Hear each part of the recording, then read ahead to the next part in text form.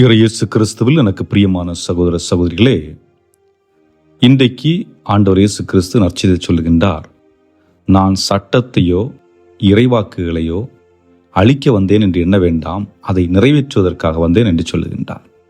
இந்த சட்டம் எது? சட்டம் என்பது பழைய ஏற்பாட்டிலே கடவுள் மோசே வழியாக இஸ்ராயல் மக்களுடைய வாழ்வு மேம்படுவதற்காக கொடுத்த சட்டங்கள். அதே போன்று இறைவாக்கினர்கள் என்று சொல்லுகின்ற பொழுது எசேக்கியா இறைவாக்கினராக இருக்கலாம், எலியா இறைவாக்கினராக இருக்கலாம், இன்னும் மற்றும் பல இறைவாக்கினர்கள் வழியாக நல்ல செய்திகளை மக்களுக்கு எடுத்துச் சொல்வதாக இருக்கலாம், அல்லது அரசர்கள் தவறி செல்கின்ற பொழுது அவர்களை திருத்துவதற்காக இறை வார்த்தையை இவர்கள் கொண்டு சென்றவர்களாக இருக்கலாம். ஆக இந்த இறைவாக்கினர்கள் கொண்டு வந்த செய்திகளும் கடவுள் மோசே வழியாக கொடுத்த இந்த செய்திகளும் முழுமையடைய போகிறது என்று இயேசு வெளிப்படுத்துகின்றார். எப்படி முழுமையடையும்? சட்டம் என்று சொல்லுகின்ற பொழுது இயேசு அனைத்தையும் ஒரே சட்டத்திற்குள் கொண்டு வருகிறார். அன்பு என்ற சட்டம். ஆகவே அவர் என்ன சொல்லுகின்றார்? அந்த 10 கட்டளையும் சுருக்கி அவர் சொல்லுகின்ற பொழுது, முதலில் முழு இதயத்தோடு முழு ஆன்மாவோடு தந்தையாக இறைவன் நேசிக்கவும், பின்பு உன்னை நேசிப்பது போல் உனக்கு அடுத்திருப்பவரை நேசி என்று சொல்லுகின்றார். ஆக நம்முடைய வாழ்வின் மையம் எதாக இருக்கிறது என்றால் அன்பு.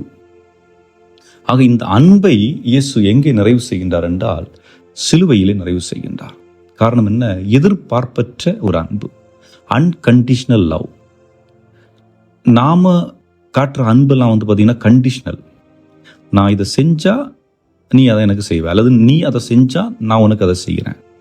நான் ஏதோ ஒன்று செய்கிறேன்னா ஏதோ ஒரு எதிர்பார்ப்பு வச்சுதான் நான் உன்கிட்ட செய்கிறேன். அல்லது பழகிறதா இருக்கலாம், பேசுறதா இருக்கலாம், உறவை உருவாக்குறதா இருக்கலாம். ஈவன் பெற்றோர் தாய் தந்தையர் உறவில் கூட, கணவன் மனைவி உறவில் கூட எதிர்பார்ப்பு என்று ஒன்று இருக்கிறது. நான் இதை செய்தால் எனக்கு இது கிடைக்கும், அது கிடைக்கலன்னா விரக்திக்கு உள்ள போறது. ஆக அன்பு கூட எதிர்பார்த்து தான் கொடுக்கப்படுகிறது, அல்லது எதிர்பார்ப்பு தான் பெறப்படுகிறது. அப்படி பார்க்கின்ற பொழுது அது முழுமையான அன்பா என்றால் இல்லை, அதான் கண்டிஷனல். ஆனால் கடவுளுடைய அன்பு அன்கண்டிஷனல், அதாவது அதிகமான எந்த சூழலிலும் அவர் அன்பு செய்வார். ஏன் சிலுவையில் தொங்கிக் கொண்டிருந்த பொழுது கூட அவர் என்ன சொன்னார்? தந்தையே, இவர்களை மன்னியும், இவர்கள் செய்வது என்னது என்று அறியாமல் செய்கிறார்கள் என்று சொல்லுகின்றார். ஆக இயேசுடைய அன்பு என்பது ஆழமான அன்பு. அது தன்னுடைய உயிரை போனாலும் அதை பற்றி கவலைப்படாத ஒரு அன்பு. அத்தகைய அன்பை அவர் முழுமை செய்கின்றார். அதை போன்று அவர் என்ன சொல்லுகின்றார்? இறுதியாக பார்க்கின்ற பொழுது நற்செய்தியிலே, கடைபிடித்து மற்றவர்களுக்கு அறிவியுங்கள். அப்போ நீங்க அன்பை மற்றவர்களுக்கு சொல்லணும் அப்படின்னா முதல்ல நீங்க அன்பை வாழணும். இன்னைக்கு குடும்பங்கள்ல பல பிரச்சனைகள், டிவோர்ஸ், குடும்பங்கள் சிதைந்து போயிருக்கிறது. காரணம் என்ன? அன்பற்ற நிலை, புரிதலற்ற நிலை. நான் என்னோடு இருக்கின்ற சக மனிதரை நேசிக்க வேண்டும், அன்பு செய்ய வேண்டும், எதிர்பார்ப்பில்லாமல் நேசிக்க வேண்டும் என்ற உணர்வற்ற நிலையில் இருக்கின்றோம். காரணம், இன்று ஒருவர் மற்றவர்கள் நம்பிக்கை கொள்ளுகின்ற நிலை கூட இல்லை. அவன் இல்லை என்றாலும் நான் வாழ்ந்து விட முடியும், அவள் இல்லை என்றாலும் நான் வாழ்ந்து விட முடியும், நாங்கள் இல்லை என்றாலும் பிள்ளைகள் வாழ்ந்து விடுவார்கள் என்ற ஒரு அவன் நம்பிக்கை. எதை நம்ப வேண்டுமோ அதை நம்புவதில்லை, எதை நம்பக்கூடாதோ அதை நம்புவது. ஏனென்றால் இன்று வரக்கூடிய திரைப்படங்களாக இருக்கலாம், அல்லது டிவியில் பார்க்கக்கூடிய சீரியல்ஸாக இருக்கலாம், அல்லது வெப் சீரிஸாக இருக்கலாம், சமூக ஊடகங்களில் வரக்கூடிய செய்திகளாக இருக்கலாம். இவையெல்லாம் எதை நமக்கு காட்டுகிறது என்றால், ஒன்றில்லை என்றால் இன்னொன்று இருக்கிறது, சாய்ஸ். ஆக இந்த சாய்ஸ் என்ற கான்செப்ட் நம்ம மனதுக்குள் வருகின்ற பொழுது நம்மால் ஒன்றை முழுமையாக நிர்ணயித்து வாழ்க்கை வாழ முடியாது.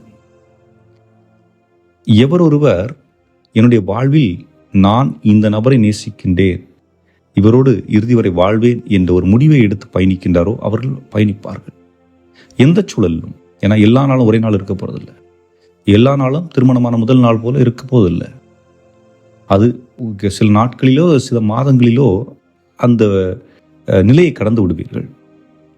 எப்படி ஒரு குழந்தை 1 வயதிலிருந்து 12 வயது வரைக்கும், அல்லது 1 வயதிலிருந்து 7 வயது வரைக்கும் என்ன உணர்வு இருக்கிறதோ, என்ன மகிழ்ச்சி இருக்கிறதோ, அதை 7லிருந்து 12 வரை உணர்றதில்லை. அந்த 7லிருந்து 12 வரை உணர்றத 12 கடந்த பிறகு உணர்றதில்லை. மாற்றங்கள் நிகழ்கிறது. அதுபோன்று திருமண வாழ்க்கையிலும் அந்த திருமண phase of life, phase of marriage சில மாதங்கள் சில வருடங்கள் ஒரு நிலையாக இருக்கலாம். குழந்தை பிறந்த பிறகு அந்த உறவில் வேறுபட்ட ஒரு நிலையாக இருக்கலாம். குழந்தைகள் வளர்கின்ற பொழுது வேறுபட்ட ஒரு நிலையாக இருக்கலாம். ஆனால் என்ன ஒரு நிலை மாற்றம் இருந்தாலும் அன்பு அங்கு நிலைத்திருக்க வேண்டும். அப்படி நிலைத்திருந்தால் மட்டும்தான் ஆண்டவர் சொல்கிறார், நீ கடைபிடித்து விட்டு அதை மற்றவர்களுக்கு சொல். நீங்க உங்களுடைய பிள்ளைகளுக்கு அன்பை காட்ட வேண்டும் என்றால் கணவன் மனைவியர் ஒற்றுமையாக மகிழ்ச்சியாக அன்பை பொழிந்து கொண்டிருப்பதை பிள்ளைகள் பார்க்க வேண்டும். பிள்ளைகள் பார்த்தால் மட்டும்தான் அந்த பிள்ளைகளுக்கு அன்பு என்றால் என்ன என்று தெரியும். ஒருவேளை அதை நீங்கள் காண்பிக்கவில்லை என்றால் நிச்சயமாக அந்த குழந்தைகளுக்கு அன்பு என்றால் என்னவென்று தெரிய போவதில்லை. ஆகவே அன்புக்குரியவர்களை சிந்தித்தவர்களாக என்றும் வாழும் இல்லாமல்ல இறைவா, நாங்கள் அன்பை வாழ்ந்து மற்றவர்களுக்கு கொடுக்கக்கூடிய அருளையும் ஆற்றலையும் எங்களுக்கு நிறைவாக தந்தருள எங்கள் ஆண்டவராகிய கிறிஸ்து வழியாக மன்றாடுகின்றோம். ஆமென்.